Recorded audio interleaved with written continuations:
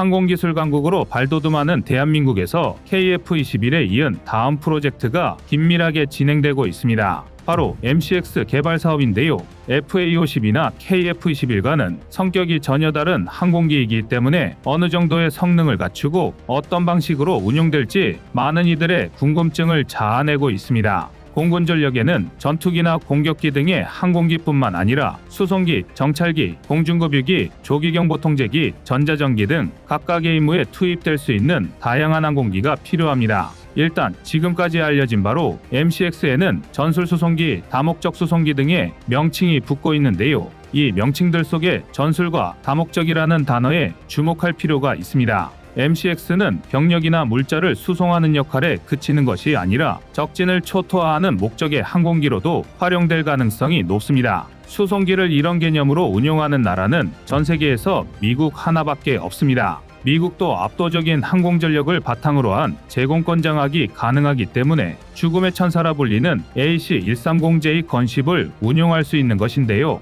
대한민국 공군과 카이가 수송기로 개발되는 MCX를 가지고 어떻게 공격용으로 활용할지 알아보겠습니다. 성공 단계에 있는 KF-21의 뒤를 이을 대한민국 항공산업의 다음 목표는 국산 전술수송기 개발이었습니다. 전투의 승패를 가르는 것은 무기의 질과 병사들의 사기이지만 전쟁의 승패를 가르는 것은 군수와 보급이기에 수송기의 중요도는 전투기에 전혀 뒤처진다고 볼 수 없는데요. 때문에 지난 2021년 카이에서 국산 전술수송기 개발안을 제시했고 한국 항공산업의 미래를 위해서라도 국산 수송기 개발은 꼭 필요한 프로젝트라고 강력하게 주장했었습니다. 카이에서는 4년간의 KF-X 사업을 통해 2,000명이 넘는 우수한 항공개발 인력을 양성하는 데 성공했지만 KF-21의 양산이 본격화되면 이 수천 명에 달하는 석박사급 고급 인력들이 불필요해져 버리게 됩니다. 이러한 고급 인력들이 계속해서 항공기술 연구와 개발에 매진하여 항공산업의 발전을 지속할 수 있도록 하기 위해서 KF-X 사업의 후속 사업으로 한국형 전술수송기를 개발할 필요가 있다는 것이죠.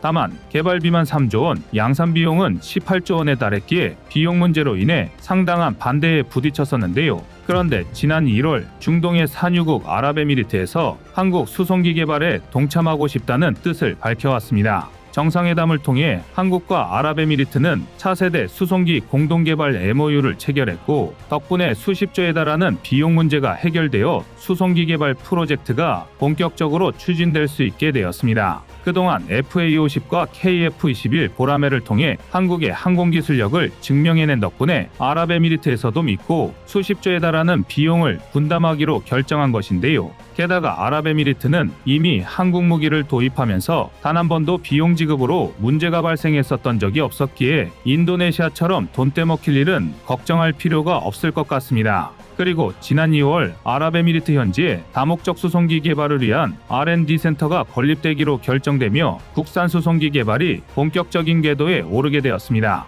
MCX 프로젝트는 쌍발 터보팬의 최대 이륙 중량 103톤급 수송기를 목표로 개발이 진행될 예정인데요. 최대 속도 마하 0.75에 5,000km의 항속거리 기존 C130 수송기의 1.5배에 달하는 30톤의 수송 능력을 갖추는 것을 목표로 하고 있습니다. 그런데 일각에서는 MCX가 수송기의 임무뿐 아니라 한국형 건십으로도 활용될 수 있다고 보고 있습니다. 건십은 수송기를 기반으로 제작한 만큼 말도 안 되는 물량의 무장을 탑재할 수 있습니다. 미국의 AC-130J를 예로 들자면 우선 동체부터가 전장 29.8m, 전폭 40m, 전고 11.7m의 최대 이륙 중량은 약 70톤, 이중 무장 탑재량은 20톤이 넘습니다. 이 덕에 30mm GAU-23A 기관포 1문, 105mm M102 곡사포 1문을 기본 무장으로 장착하고도 추가로 다수의 AGM-176 그리핀 공대지 미사일, GBU-39 SDB 유도폭탄, GBU-44 바이퍼 스트라이크 유도폭탄, GBU-53B 스톰브레이커 유도폭탄 등을 폭격용으로 탑재할 수 있습니다.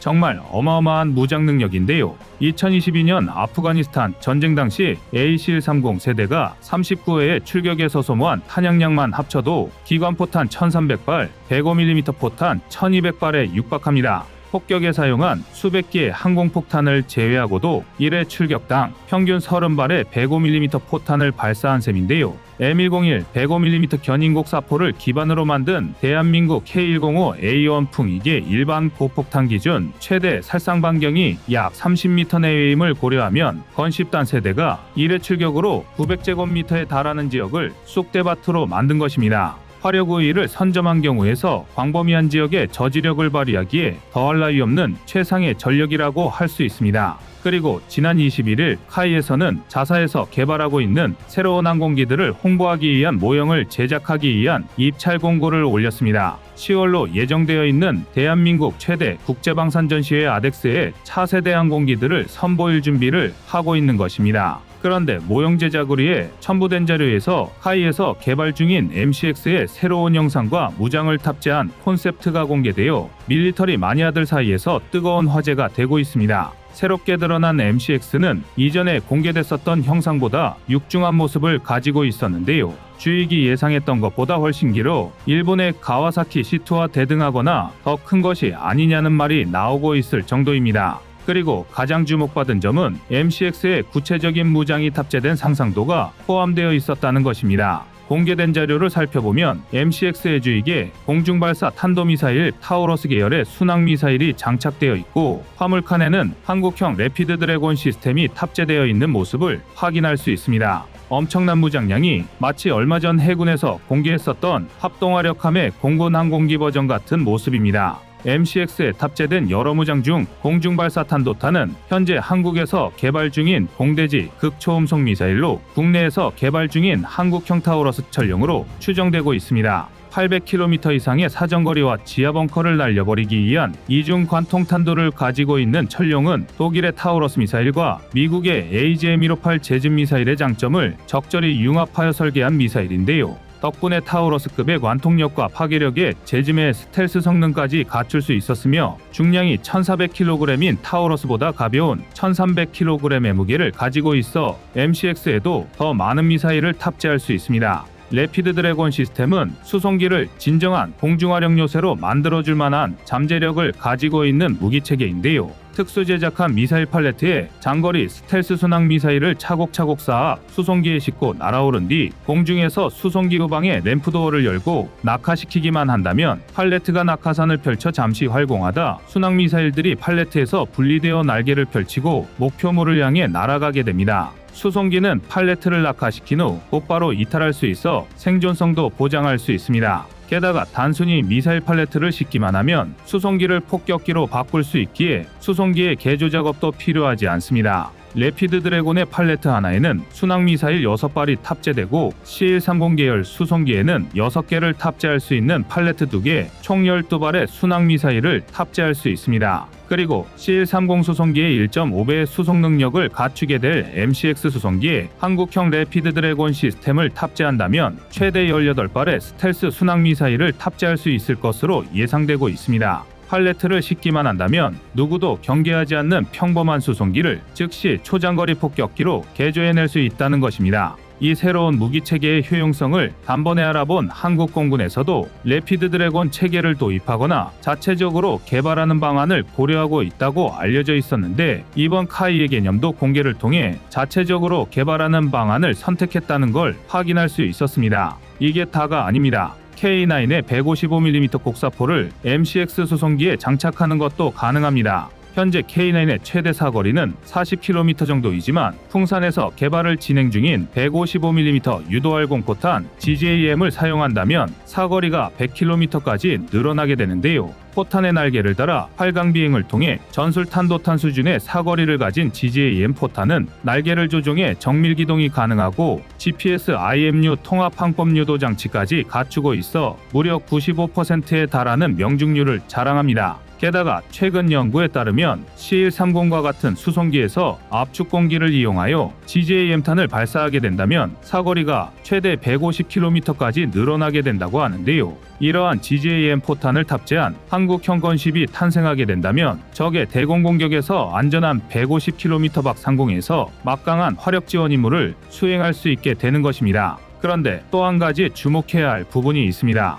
카이의 MCX 개념도를 보면 이미지석 후방 램프가 열려 있고 이 부분에 정체불명의 비행체가 분리될 준비를 하는 모습을 확인할 수 있습니다. 아마 카이에서는 적전투기와 교전이 가능한 무인 전투기를 MCX 수송기에 탑재해 KF-21과 함께 운용하려는 계획을 세우고 있는 듯 합니다. 이는 여러 가지 장점이 있는데요. 우선 무인기의 작전 반경이 대폭 넓어지며 무인기 컨트롤 타워 역할을 KF-21이 아닌 MCX 수송기가 도맡음으로써 KF-21 파일럿의 부담을 덜 수 있습니다. 복자기가 아닌 단자형 KF-21로도 멈티 구현이 가능하다는 것인데요. 또한 기체의 연료뿐만 아니라 무장을 재보급함으로써 스텔스 무인기의 단점이었던 부족한 폭장량을 해결할 수 있을 것으로 보입니다. 현재 KF-21의 로열 윙맨으로는 가오리-X라는 별명을 가진 KUS-FC와 KUS-LW 두 종류의 기체가 개발 중인데요. 두 기체 모두 8,000파운드급 터보 엔진과 아직 KF-21에도 적용되지 않은 스텔스 기술인 컨포멀 안테나, EOTS, 내부 무장창 등의 기술을 갖추고 있습니다.